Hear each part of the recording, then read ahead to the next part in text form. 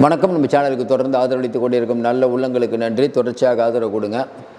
அரசியல் நிர்ணய சபை கூடுகிறது அப்படின்னு இன்றைக்கி உச்சநீதிமன்றம் அறிவித்த உடனே தேசிய அளவில் ஒரு பரபரப்பு. ஆளுநர்களுக்கு ஒரு கடிவாளத்தையும் ஜனாதிபதிக்கே ஒரு கடிவாளத்தையும் போட்டு ஒரு வரலாற்று சிறப்புமிக்க தீர்ப்பை கொஞ்ச நாளைக்கு முன்னாடி உச்சநீதிமன்றம் கொடுத்தது. அதற்கு காரணம் தமிழ்நாடு போட்ட போடு இன்றைக்கி உச்சநீதிமன்றத்தில் ஒரு வரலாற்று சிறப்புமிக்க உத்தரவு கிடைச்சது. இந்தியாவில் இருக்கக்கூடிய பெரும்பான்மையான மக்கள் இதை கொண்டாடுறாங்க. ஒரு ஆளுநர், ஜனாதிபதி இந்த பதவியில் இருக்கவங்களுக்கு ஒரு டைம் ஃப்ரேமே இல்லாமல் இருந்தது. ஆஸ் சூன் அஸ் பாசிபிள் அப்படின்னு அரசியலமைப்பு சட்டத்தை எழுதினதை வச்சுக்கிட்டு ஒரு கோப்பு வந்தால் இவங்க பாட்டுக்கு வச்சுக்கிறது, அதை அனுப்புகிறதே இல்லை. அப்புறம் வழக்கு நீதிமன்றத்துக்கு போச்சுன்னா இல்லைங்க நான் ஜனாதிபதிக்கு அனுப்பிட்டேன்னு சொல்கிறது. அதாவது இவர்கிட்ட ஒரு ஒப்புதல் கேட்டு அனுப்புனா இவருக்கு பிடிக்கல, அது இவர் ஒப்புதல் கொடுக்கலன்னா இவர் திருப்பி அனுப்பணும், இல்லைன்னா ஜனாதிபதிக்கு அனுப்பணும். ரெண்டுமே பண்ணாமல் வச்சுருந்தா நாட்டு மக்களுக்கு நலன்படும் பல திட்டங்கள் செயல்படுத்த முடியல. ஒரு ஆளுகின்ற அரசுக்கு தான் மக்கள் ஓட்டு போடுறாங்களே ஒழிய கவர்னருக்கோ ஜனாதிபதிக்கோ இல்லை. மக்களால் தேர்ந்தெடுக்கப்பட்ட ஒரு முதலமைச்சரோ இல்லை மக்களால் தேர்ந்தெடுக்கப்பட்ட நாடாளுமன்றமோ ஒரு சட்டத்தை இயற்றும் போது அதை நிறுத்தி வைக்கக்கூடிய அதிகாரம் சட்டத்தின் ஆட்சி நடக்கக்கூடிய நாட்டில் கோர்ட்டுக்கு உண்டு. இப்போ இந்த தமிழ்நாடு சட்டமன்றத்தில் ஒரு மசோதா நிறைவேறுது, உங்களுக்கு பிடிக்கல அப்படின்னா இப்போ அங்கே இருக்கக்கூடிய யாராவது ஒருத்தர் கேஸ் போட்டாங்கன்னா இப்போ 370 சட்டப்பிரிவை ஒன்றிய அரசு ரத்து பண்ணிட்டாங்க. இன்னும் கேஸ் நடந்துகிட்ருக்கு. இப்படி பல சம்பவங்களை சொல்லலாம். அப்போ அது நீதிமன்றத்துக்கு வரணும். ஆனால் இங்கே என்ன நடக்குதுன்னா ஆளுநர் அவர் இஷ்டத்துக்கு போல் பண்ணுறார். ஜனாதிபதி அவர்கள் பிஜேபியோ இல்லை மோடியோ சொன்னால் அதுக்கு உடனே கையெழுத்து போடுறாங்க. வேதனையாக தான் சொல்கிறேன். இதை கடந்த காலங்களில் இன்றைக்கி இருக்கக்கூடிய ஜனாதிபதிகள் எப்படி நடந்துக்கிட்டாங்கங்கிறது நம்ம எல்லாருக்கும் தெரியும். இப்போ எப்படி நடந்துகிட்ருக்காங்கங்கிறதும் தெரியும். குடியரசுத் தலைவர் ராம்நாத் கோவிந்த் அவர்கள் முதல்ல ஜனாதிபதியாக இருந்தார். மோடியால் தேர்ந்தெடுக்கப்பட்டவர், அப்படி தான் சொல்லணும். பிஜேபியால் தேர்ந்தெடுக்கப்பட்டவர். திடீர்னு அவர் என்ன பண்ணுறார், பதவி விட்டு இறங்கினோடனே ஒரே நாடு ஒரே தேர்தலுக்கு அவர் அப்பாயின்ட் பண்ணுறாங்க. அவரும் இது மாதிரி ஒரு திட்டம் உலகத்திலே இல்லைன்னு அவர் ஒரு அறிக்கை கொடுக்குறாரு. எங்கே போகிறது நாடுன்னு நம்ம பேச வேண்டியதாகுது. இன்னொரு பக்கம் பார்த்தீங்கன்னா சந்திரசூட் அவர்கள் வீட்டுக்கு மோடியே போகிறாரு. போய் விநாயகர் சதுர்த்தி விழாவில் கலந்துக்கிட்டு ஃபோட்டோலாம் போட்டுட்ருக்காரு. சந்திரசூட் அவர்களே என்ன சொல்கிறாருன்னா, இல்லை நான் பாபர் மசூதி இப்போ ராமர் கோயில் பிரச்சனையில் கடவுள்கிட்ட போய் உட்காந்தேன், கடவுள் தான் எனக்கு சொன்னார் அப்படின்னு அவரு ஒன்று சொல்கிறாரு.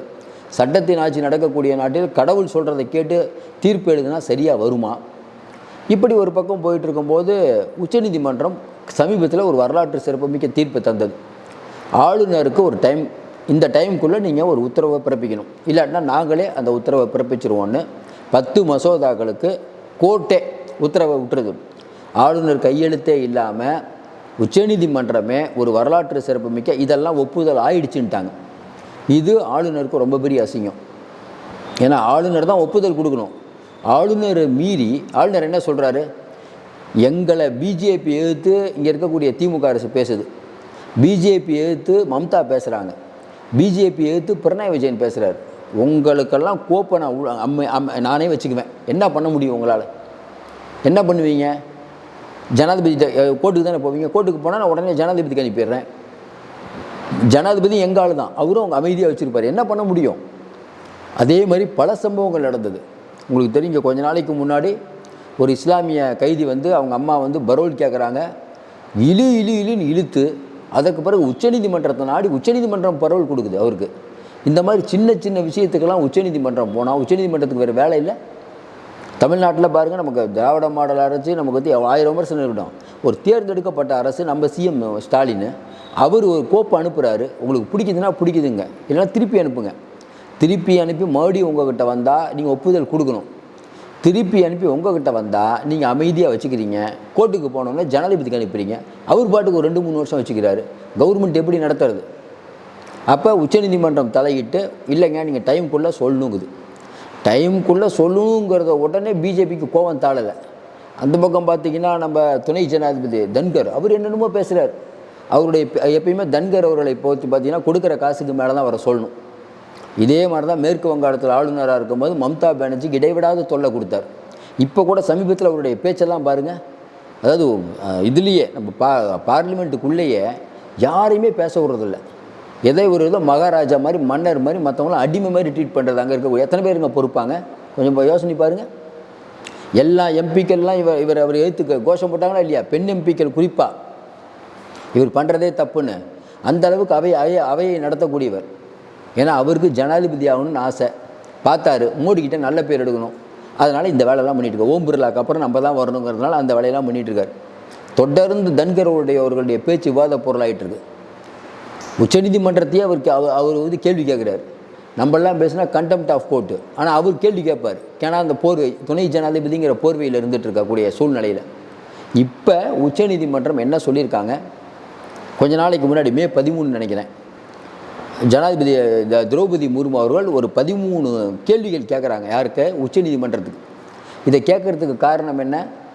ஜனாதிபதியை ஒரு டைம் ஃப்ரேம்குள்ளே முடிவு பண்ணுங்கன்னு உச்சநீதிமன்றம் சொன்ன உடனே பிஜேபிக்கு அவ்வளோ கோவம் வந்து ஜனாதிபதி வாயிலாக 13 கேள்வி கேட்குறாங்க உச்சநீதிமன்றத்துக்கு. நீங்கள் எப்படி இதை பண்ணீங்கன்ட்டு. நம்ம என்ன கேட்குறோம்? இப்போ சாதாரண மக்களாட்சி நடக்கக்கூடிய நாடு தானேங்க இது, கரெக்டுங்களா? சட்டத்தின் ஆட்சி நடக்கக்கூடிய நாடு தானே, கரெக்ட். ஒரு நியாயம் அப்படிங்கிறது என்ன? இப்போ இன்னொன்று, இந்த மாதிரி வந்து ஆளுநருக்கோ இந்த மாதிரி ஜனாதிபதிக்கோ இந்த மாதிரி டைம் ஃப்ரேமை ஃபிக்ஸ் பண்ணலாமா? அது எப்படி டைம் ஃப்ரேம் ஃபிக்ஸ் பண்ணலாம்? ஆளுநர் யாருக்கும் கட்டுப்படாதவர், ஜனாதிபதி யாருக்கும் கட்டுப்படாதவர், இந்தியாவின் முதல் குடிமகன், அவருக்கே டைம் ஃப்ரேமை செட் பண்ணிக்கல அப்படின்னு கேட்குறாங்க. ஒன்று கேட்குறோம், உச்சநீதிமன்றத்தினுடைய சிறப்பு அதிகாரம் 146 அப்படிங்கிறது எதுக்கு உபயோகப்படுத்தணும்? எதுக்கு அதை கொடுத்துருக்காங்க? கொஞ்சம் யோசனை பாருங்கள். அரசியலமைப்பு சட்டத்தை வடிவமைத்த அம்பேத்கர் அவர்கள் உள்ளிட்டவங்கள்லாம் பார்த்திங்கன்னா ஒவ்வொரு விஷயத்தையும், அதாவது ரொம்ப ஆச்சரியமாக இருக்கிறது என்னென்னா இந்தியாவுடைய அரசியலமைப்பு தான். அதை நீங்கள் பார்த்தீங்கன்னா ஒவ்வொருவருக்கும் ஒரு அதிகாரம். ஆளுநருக்கு இவ்வளோ அதிகாரம், முதலமைச்சருக்கு இவ்வளோ அதிகாரம். ஆளுநர் நினைத்தால் ஆளுநரை கூப்பிட்டு வந்து நீங்கள் வந்து சட்டசபைக்கு இப்போ கூப்பிட்றீங்கன்னா ஆளுநரை கூப்பிடணும். சரி, சட்டசபை நடக்கும்போது ஆளுநரை கூப்பிடுறது கண்டிப்பாக அவசியமான, அதுவும் அவசியம் இல்லை. அதாவது ஆளுநர் எந்தெந்த முடிவுகளை ஆளுநர் எடுக்கலாம், எந்தெந்த முடிவை முதலமைச்சர் எடுக்கலாம், எல்லாத்தையும் தாண்டி அவங்க மைய புள்ளியாக சொல்கிறது இது முதலமைச்சர் தான் தலைவர்.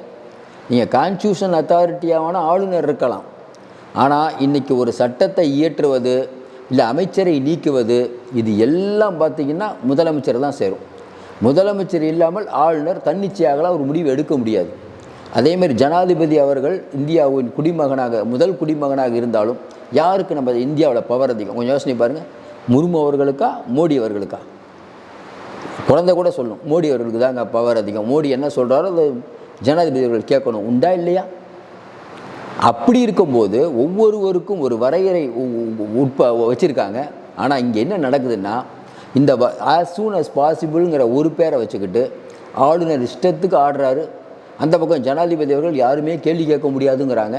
அப்போ ஏற்கனவே தேர்தல் ஆணையம் மோடியோடைய அமைப்பாயிடுச்சு.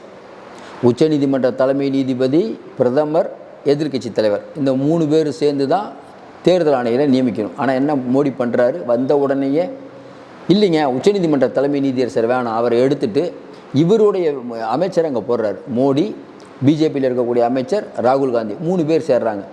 அப்போ 2 பேர் எது மெஜாரிட்டி? மோடியும் அவருடைய அமைச்சரவையும். அவங்க 2 பேரும் சொல்கிற ஒரு தேர்தல் ஆணையராக வந்தால் நியாயம் எப்படி நடக்கும்? உச்சநீதிமன்ற நீதியரசராக இருந்தவர் முதல் நாள் வந்து ரிசைன் பண்ணுறாரு, அடுத்த நாள் அவர் எம்பி ஆகிறாரு, உண்டா இல்லையா?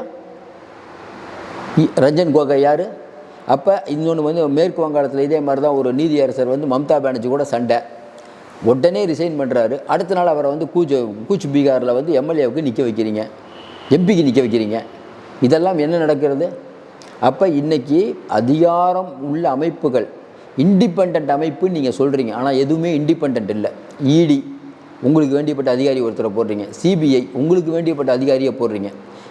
இப்படி அப்படி இல்லை, எல்லா துறைகளிலும் உங்கள் ஆதிக்கம். அப்போ உங்கள் ஆதிக்கம் இருக்கக்கூடிய நாட்டில் இன்றைக்கி என்ன கேட்குறீங்கன்னா யாரும் எதையும் கேள்வி கேட்க முடியாது. தேர்தல் ஆணையம் ஒரு இண்டிபெண்ட் அமைப்பு.